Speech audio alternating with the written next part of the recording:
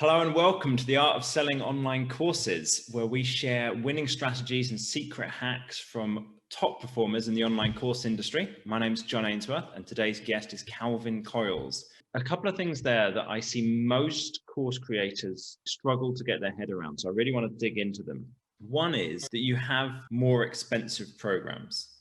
Most course creators that I talk to have the cheap, digital only, no interaction, no Q&A programs. And I get that as a model because some people just don't want to do the interaction. They don't want to do the talking with people. They just want to create stuff online and share it. But in terms of as a business model, it misses out on this enormous percentage of people who want the more premium experience, who is willing to pay more for. I don't know if you've ever played around with it, but Perry Marshall has a tool called 80/20 Calculator. I think it's just 8020calculator.com. And you go there and you put in, right, got this many people are buying something for this much money from us. What percentage of them would also spend this much money? So you put in the additional amount and it tells you, okay, probably if you have the right offer and it's at that price and you offer it in the right way, then you'll make about this much money from having that. And it's generally reasonably accurate. It's kind of based on the 80/20 curve. And it shows you, okay, this percentage of people would be willing to spend 2,000, 5,000, 10,000, 50,000. You can compare it with if you go to back in the days when you could go to sports events, go to watch the football. How many people are going to just get the ticket? How many are also going to buy a bunch of beers? How many are going to get an executive box? All the way up from the cheap to the very expensive. And most people, I think, are missing on this. And this is basically all the profit for your business is coming from doing this. So your business wouldn't work without this. And most people just aren't doing it. So I think the idea of that is huge.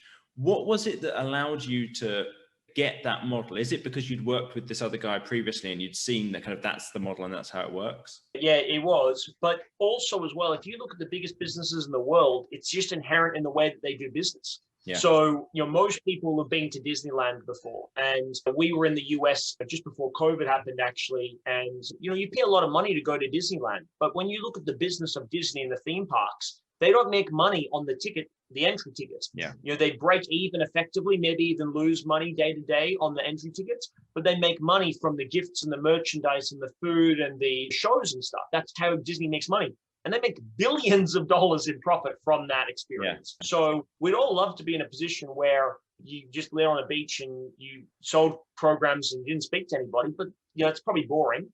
And for me, Chris's model, who I was sort of studied under, Chris used to do an event which was called Wake Up Rich Live. And he also had as well the Breakthrough to Success event. And he would put 5,000 to 10,000 people in a free event on the front end. So when they walked through the doors, you think about the marketing costs for that. And even when you're doing email lists as well, joint venture partners, just even the venue hire, he would walk through the door and have to make the better part of about $300,000. Doors open. That's cash sunk cost into running the event. And so you're giving away that much value on the hope that you get the people to show up and that you can do a compelling offer, right? So when you're doing that, you're going to have to do a lot of work anyway to get people, to get traction, to get scalability. And so with that in mind, you probably don't have to do it if you don't have a team. If you've just got you and you're creating programs, you can probably get away with just selling a front-end course and not doing anything else. But we've got 14 staff. So, we've got to make enough money to make that all work. You've got to have scalability with that model. So for me, it's just been inherent. I've always wanted to give so much value on the front end, but then create a desire to do more. And here's the big thing. I don't think people get this bit. When you solve problems for people, you create new problems. Let's look at a coach, right? And we look at the client pathway. Well, someone that goes from being, oh yeah, maybe I could do a coach, and people have told me that I should do coaching and I'd be quite interested in that, all the way to someone that's a successful coach, changing lives, making a heap of money. There's a couple of stages. One is sort of getting their sort of appetite, right? Getting their feet wet, understanding, do I have what it takes? Then you've got, I'm going to be professional at this. Then you've got making money from this. So coaching does a really great job of that first bit for a client. It's not designed just to give them a little bit. It's designed to be a full main meal.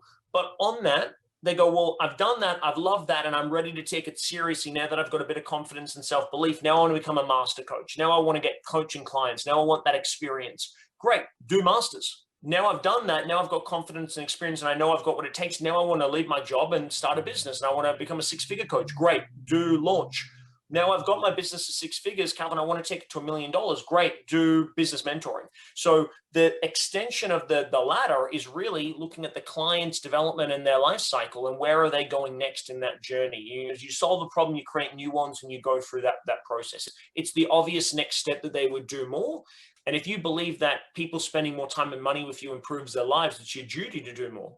I think for everyone listening, if you're thinking, hey, this sounds cool, but that sounds like an enormous change from where I'm at the moment, I've got an idea, I've got a technique that you can apply in most online course businesses and get results within about a day and start to see a significant increase in revenue. So it's the simplest application of this idea is that you put an upsell available for people who've just bought something from you. So you have a checkout page, someone buys something, on the next page, offer them something else, probably more expensive, could be something complimentary that they can just get straight away. And somewhere between 15 and 30% of people will buy that additional product.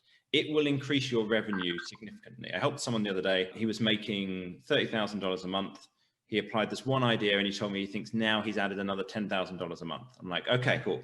That is the simplest thing that everybody should just put into place. And yeah, it's very, very reliable, works very, very well. The second thing that you mentioned that I wanted to dig back into was that you said, if people don't finish your programs, they're not going to buy the next one. And this is something where I see people go wrong a lot, is that there's lots of stuff in place sometimes to get people to buy, but not to get them to complete. And so a simple consumption sequence is a kind of a minimum starting point, but it sounds like you've got an enormous amount in there to help people to kind of finish going through that program. Could you dig into that a little bit for us? Yeah, it's so important, right? I think everyone thinks that the sale is over when you've made the sale. It's not. You've got to now sell somebody on why they're going to show up every day and do your training programs or complete it, right? We live in a culture where most people are happy to get started and stuff. I've done this myself, by the way, which is why I love live events, because you get it done. But when you're in a virtual environment, it's so easy to buy a program and not complete it. And it doesn't really even matter about the price point. People do it at all sorts of different price points. For me, our model is built on having clients continue the journey from it. If you just look at it from an impact perspective, there's no value in your contribution to the planet of having somebody purchase a program that doesn't do anything with it.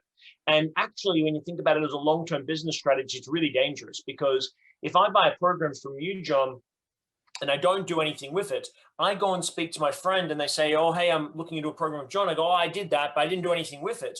I don't say to the friend, I didn't sign into the calls. I don't say I didn't log in. Don't say I got distracted. I just say I bought it and nothing happened. So then they go, oh, there must be something wrong with the program. It's nothing wrong with the program. Just I was demotivated. I was overwhelmed. I was procrastinating, whatever, but it doesn't lead to a great experience. So if you're in this for the long haul, you want clients that are raving fans. You want clients that have a great experience. You want clients that have completed the program. And when I get on the phone to somebody and they say, I've done all this stuff and nothing happened for me, I know enough to know it's probably on them that they didn't do it. But on the same token, I go, well, that person doesn't have accountability engagement sequences. So for me, engagement is probably one of the most underestimated or underappreciated metrics and models in business, because just because you can make a sale doesn't mean anything. Because also, if someone's disengaged, the chance of refund requests goes up, the complaints go up, the email bullshit goes up. If you can get people to engage and connect and finish programs, then you've got every chance to create raving fans, testimonials, reviews, referrals, future sales. We're experiencing this right now in COVID. We got an event coming up in Brisbane next week. No restrictions in Australia. We can travel pretty much anywhere we want. No problems in getting people to the event. But we're still now selling people that have paid for a program, that are delivering a program to come along to the program. We could have, the better part of 300 people live in this seminar over 2 days with us. At the moment, we've got about 150. So it's like, it's not enough just to go, hey, you've purchased, come along. No, you got to sell them. And it's easier to do that as you get a better brand. Like, I'm sure Beyonce doesn't have to do a hard job of getting people to come to her concerts that have bought tickets, but I am not Beyonce. So for me, it's all about engagement. It's about building that energy, keeping people motivated. I think that's important in business. It's also just important in behavioral change. If you're going to make changes in people's lives, let's be honest, you could go to YouTube and probably learn most of the stuff that people have got in their online courses, but you don't, because you're not engaged and you're not accountable. So it's just got to be part of that. And here's a great question. This will change the whole mindset. It's a higher standard, but it'll change the whole mindset. If I only got paid based off clients completing the program or based off client results, what would my course have to look like to get paid?